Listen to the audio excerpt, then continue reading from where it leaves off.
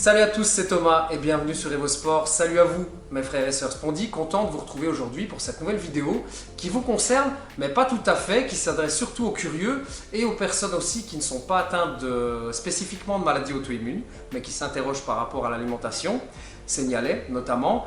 Et on est aujourd'hui avec Sarah. Sarah, qui est la compagne de Didier et qui a suivi avec lui l'alimentation sénialais. Donc ça, son témoignage m'intéresse énormément, Sarah, et j'ai quelques questions à te poser à ce sujet. Okay. Ça va, pas trop stressé? On va. T'inquiète. Alors, bon, du coup, avant toute chose, quelle était ta diète avant de commencer l'alimentation sénialais? En gros, une journée type dans ton assiette avant, c'était quoi? Il faut savoir qu'avant de commencer le régime sénialais, j'avais été voir une diététicienne. Ouais, donc, intéressant. Là, je suivais le régime qu'elle m'avait établi. Donc, petit déjeuner, une tartine au fromage avec la moitié d'un fruit. À midi, je mangeais beaucoup de légumes et des pâtes. Enfin, je ne sais plus vraiment avec quoi, ça fait tellement longtemps. Ouais. Et le soir, je mangeais une grosse assiette avec des légumes, de la viande et des pâtes ou du riz ou du pain. Enfin, ouais. Donc, tu étais sur une alimentation, on va dire, où en gros, tu surveillais tes calories. Ouais, c'est ça. Ouais, ok, c'était ça. C'est vrai que les diététiciennes, on ne peut pas leur enlever. On peut pas leur enlever ça, sont très fortes pour surveiller tes calories et faire en sorte, c'était ton objectif j'imagine, que tu perdes du poids, la masse grasse notamment. Ouais. Ok, ça va. Est-ce que ça a fonctionné? Pas vraiment. Ah, intéressant. On avait comme objectif, donc il faut savoir que... Donc je suis en train de calculer en même temps. Ouais, pas de souci. On avait comme objectif de perdre ça, enfin que je devais perdre 5 kilos sur le laps de temps en un mois, et finalement j'ai perdu 1 kilo. D'accord, 1 kilo. Bon, effectivement, c'était en combien de temps? Un mois. 1 kilo, un mois, bon, effectivement, c'est... Et j'avais l'impression de me restreindre, j'avais à chaque fois... j'avais toujours faim après avoir mangé ce qu'elle m'avait conseillé de manger, etc. Ouais. Bon, t'étais pas bien dans ce système-là, dans cette alimentation-là. 1 kilo en un mois et zéro pratique sportive aussi. Quand même. J'allais quand même à la salle. Oui. Ah ouais, d'accord. Quelle fréquence pendant cette période-là? À cette période-là, j'y allais 2 fois par semaine. 2 fois par semaine. Donc surveiller tes calories, sport 2 fois par semaine et moins 1 kilo en un mois avec beaucoup de désagréments et la sensation de faim et de privation. Wow. Ouais, effectivement, c'est très mitigé comme résultat. Bon. Et ensuite, donc c'est là que ton histoire se marie avec celle de Didier. Donc tu commences suite à sa décision, et toi tu décides aussi de le suivre, tu commences l'alimentation sénialais. Alors, est-ce que c'était aussi radical que lui dans les 15 jours? Oui, parce qu'il fallait changer tout ce qu'il y avait dans les placards. Donc fatalement tu suis, d'accord, ok, bon, ouais, c'est comme ça, intéressant, d'autant plus. Et donc ici, j'imagine que tu es sur le même temps de pratique que lui. Oui. Donc, est-ce que tu peux juste rappeler le temps de pratique? Ça date aussi du mois de juillet, c'est ça? Ça date du mois de juin. Juin, pardon. Ouais, juin à décembre. Ok, ça marche. Et du coup, de ton point de vue, quelles ont été les difficultés rencontrées? On va parler de ça avant de parler des bénéfices. Les difficultés rencontrées, au départ, comme cette personne, je me suis dit, sénialais, mais qu'est-ce que je vais pouvoir manger? Il n'y a plus rien à manger. Les gros clichés habituels, on va aller brouter dans le parc et manger des glaçons. Des légumes. Ouais, c'est ça. Et au final, non, c'était pas du tout comme ça que ça s'est passé. J'ai été agréablement surpris, j'ai perdu beaucoup de poids. Attends, d'abord les points négatifs. Okay, attends, une chose à la fois. Donc, point négatif, le cliché habituel, mon Dieu, qu'est-ce qu'on va manger? Oui, ok, ça. super. Ensuite, est-ce qu'il y avait autre chose? Est-ce que, je sais pas, au niveau, tu as dû t'habituer à certains goûts ou ça a été facile au niveau transition? Je sais pas. Donc, en termes de difficultés majeures, bon, là on a le cliché habituel sur la restriction, ok. Et est-ce qu'il y a autre chose? Point négatif, hein, toujours. Point négatif. Point négatif, ou en tout cas sensation, point négatif, cliché négatif. Non, pas vraiment, parce que j'avais déjà cette idée en tête de perdre du poids. Donc je me suis dit que me lancer en même temps que DJ, ça pouvait m'aider. D'accord. Tu étais toujours dans cette idée fixe. Ouais. D'accord. Bon, en gros, point négatif, je vois. Bon, et du coup, au fur et à mesure de ta pratique, Ouais. qu'est-ce que tu as pu remarquer de positif alors? Ma perte de poids. Ah. Donc, du coup, j'ai perdu 10 kilos. Wow! Donc, alors, attends. Ça, c'est très intéressant. 10 kilos. Alors, premièrement, en combien de temps? Donc, du coup, on a commencé au mois de juin. Je pense qu'au mois de septembre-octobre, j'étais déjà arrivée au moins 10 kilos du coup. Ah Je ouais, pense que c'est ça en 4 mois. super. Donc, en 4 mois, 10 kilos. Pratique sportive toujours? Oui, toujours. Bon, ça t'a filé le coup de pouce attendu. Oui. Et alors, ce que je devais te demander aussi, alors, est-ce que tu calculais toujours tes calories? Tu Non, pesais tes aliments? non, plus Ouais, du donc tout. ça, c'est incroyable. Tu n'es pas dans la surveillance permanente et tu perds du poids. Ouais. Waouh.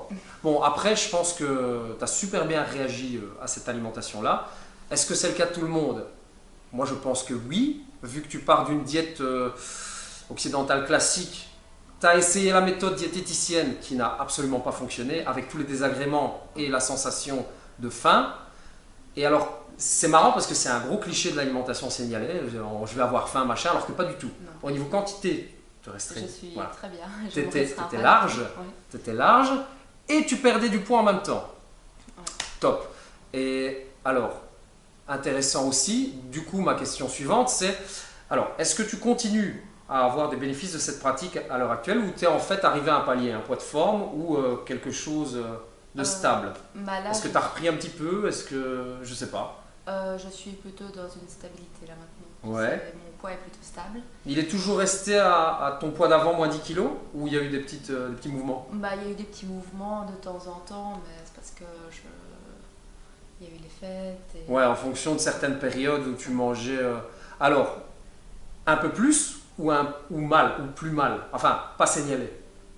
C'était pas signalé. Ah voilà. Ouais. Donc c'était même pas que tu mangeais plus, c'est juste que Oui. tu retournais dans ton Ouais, ancien ouais. mode alimentaire. C'est ça. Ce qui t'a fait reprendre un peu de poids, Oui. que tu reperdais en reprenant la diète. Oui, voilà. De toute façon, j'ai les repères. Ouais. On est sur le résumé de la situation. Intéressant. Ok, super. Donc ça, c'était mes questions principales. Je regarde un petit peu. Bah oui, ben voilà. Ton temps de pratique, les difficultés, les bénéfices. Et est-ce que tu as des anecdotes par rapport à ça, je sais pas, des petites choses, des détails auxquels j'ai pas pensé, mais qui te reviennent par rapport à cette période de pratique que tu as vécu un peu comme une pionnière? Bah, je sais que j'avais quelques soucis. Enfin, je n'ai pas de maladie chronique, Ouais. mais j'avais quelques soucis comme j'étais tout le temps fatiguée, Oui. j'étais constipée. Et donc la fatigue, ça avec le régime signalais, ça s'est résolu. Et attends, si je te reprends, quand tu m'as dit je suis tout le temps fatigué, on en a parlé avant en fait, c'était donc après le repas de midi. Hein. Dans l'après-midi? Ça commençait dans l'après-midi, ouais. Voilà, donc ça commençait dans le coup de pompe, le fameux coup de pompe de l'après-midi. Donc par rapport, tu as changé cette alimentation, enfin donc tu as adapté ton alimentation aussi à midi pour qu'elle soit signalée, Oui. paléo, Oui. signalée, ouais. Et du coup, les coups de pompe ont disparu. Ils ont disparu, Quand ouais. tu es quelqu'un qui dort beaucoup, Ouais. c'est ça? Tu dors toujours tes 8 à 9 heures, c'est Oui, ça? je dors toujours mes 8 à 9 heures. D'accord. Je suis plus, quand je me réveille, je suis plus auto-fatiguée. Ah, parce que avant tu te réveillais fatigué. Oui, je me réveillais fatiguée. Ah, c'est intéressant. Donc tu te réveilles fatigué, donc tu ne te réveilles plus fatigué et le coup de pompe encore plus accru après-midi, terminé. Il a disparu. Même pas de petites recrudescences de temps en temps? Plus Non. du tout. Donc au niveau alimentaire, ça a permis de changer ça. C'est quand même un énorme point important. Et tu parlais aussi de constipation. De constipation, oui. J'étais très constipée. J'allais au sel une fois par semaine, une Ouais. fois toutes les 2 semaines. Ouais. Une fois, j'ai terminé aux urgences tellement c'était... Ouais, j'avoue qu'une fois par semaine, waouh, c'est pas beaucoup, hein. Et attends, ouais, t'as terminé aux urgences, waouh, ok. Et pourtant, c'est ça, et j'insiste sur ce point que j'ai pu relever dans ta discussion. Tu m'as dit qu'avec ton ancien régime alimentaire, même paramétré par la diète, tu mangeais beaucoup de légumes. Je mangeais quand même beaucoup de Malgré ça, tu étais constipé. Oui, malgré ça. Ouais, donc il y avait autre chose en amont. Et c'est dingue que cette pratique, l'alimentation signalée, mixée avec le régime paléo, tu as aussi fait du jeûne intermittent Oui, en que fait, tu pratiques toujours? que je pratique toujours. En fait, une Intéressant. semaine après avoir été admis aux urgences, une semaine après, donc j'ai commencé le jeûne intermittent et c'est ça qui a débloqué toute la situation. Donc jeûne intermittent, signalait paléo. Ouais. L'un ne va pas sans l'autre. du coup. Ouais, c'est ça. Donc en maintenant cette diète-là, plus un jeûne intermittent, boum, ça ces problèmes-là, donc la fatigue, constipation. Ça a Terminé. disparu, comme si ça n'avait jamais existé.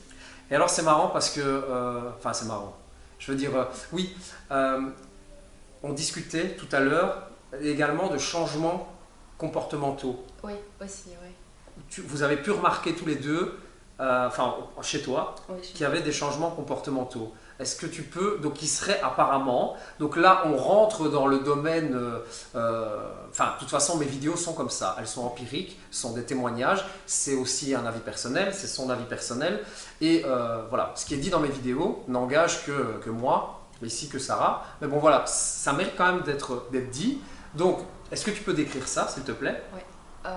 Avec Seignalais Paléo, j'ai remarqué que j'étais beaucoup moins émotive. Donc avant, je pleurais beaucoup, très souvent, Ouais, régulièrement.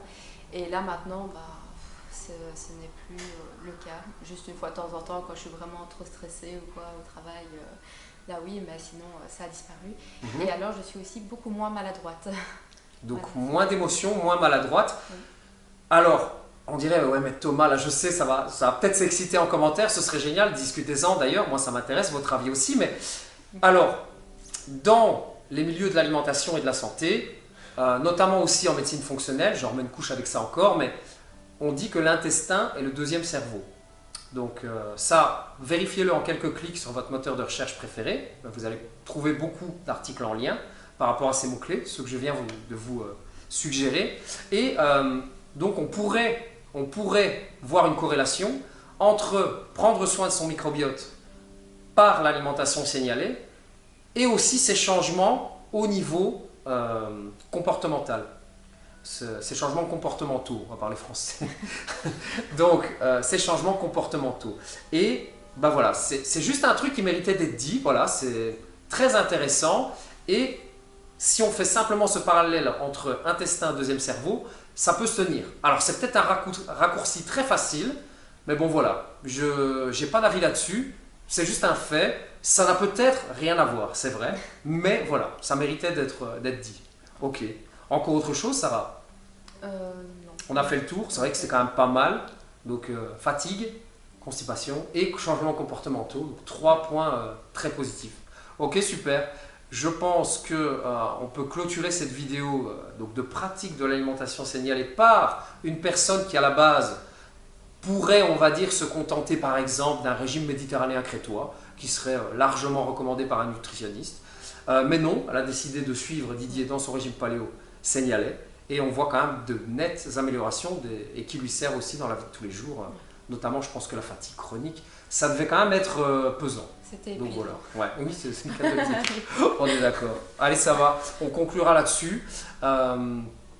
Merci d'avoir suivi cette vidéo. N'hésitez pas à réagir en commentaire et on se retrouve bientôt pour la vidéo suivante.